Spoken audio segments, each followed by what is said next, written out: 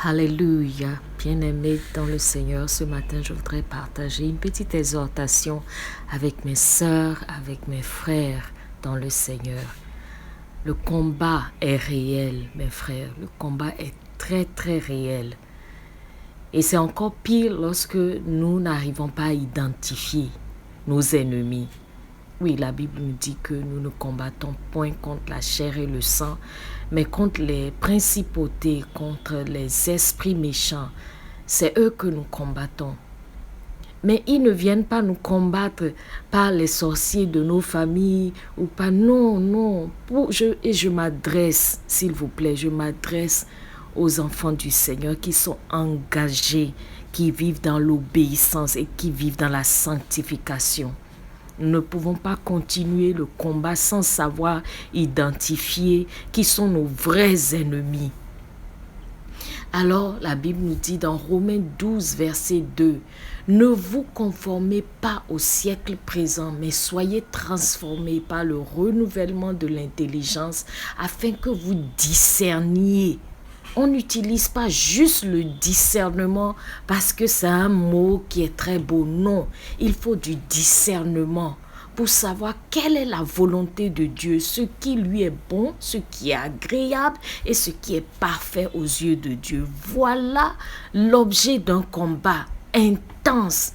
L'ennemi fait tout pour nous aveugler, pour que nous n'arrivions pas à discerner ce qui est agréable à Dieu, ce qui lui plaît, ce qui lui est parfait. Souvenons-nous que tout nous est permis, mais tout ne nous est pas utile. Nous ne devons pas nous engager dans tout. Alors parfois l'ennemi nous envoie dans ce type de combat pour nous embrouiller, pour nous faire perdre du temps. Il nous faut rester vraiment sur nos gardes. Et la Bible nous dit dans 1 Jean chapitre 2, verset 15 à 17, « N'aimez pas le monde, ni ce qui est dans le monde. Si quelqu'un aime le monde, l'amour du Père n'est pas en lui. En effet, tout ce qui est dans le monde, la convoitise qui est dans l'homme, la convoitise des yeux et l'orgueil dû aux richesses vient non du Père, mais du monde. Or, le monde passe, sa convoitise aussi. Mais celui qui fait la volonté de Dieu demeure éternellement. Alléluia. Mes sœurs, mes frères, c'est un combat quotidien que nous devons mener. Ce passage n'est pas un passage vraiment anodin. L'ennemi nous bombarde, c'est un combat qui se passe dans la tête.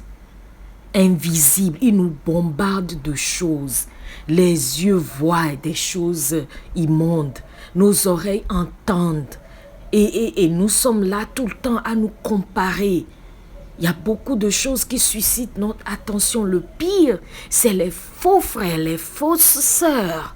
Ceux et celles qui se considèrent comme chrétiens mais qui vivent une vie de débauche, de plaisir, une vie qui n'est pas consacrée au Seigneur, une vie qui ne s'abandonne pas à la volonté du Seigneur.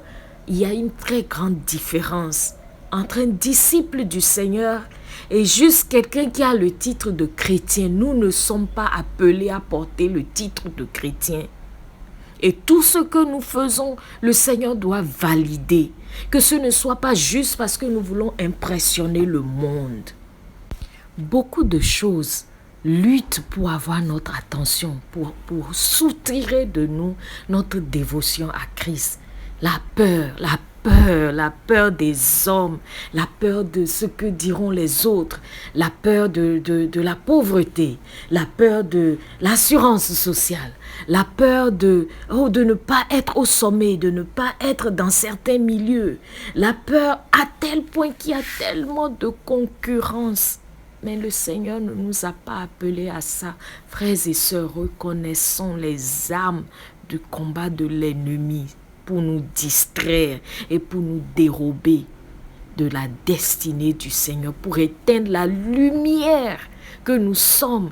Le sel que nous sommes rend cela inutile. Il nous faut vraiment faire attention, mener ce combat au quotidien et avoir la victoire.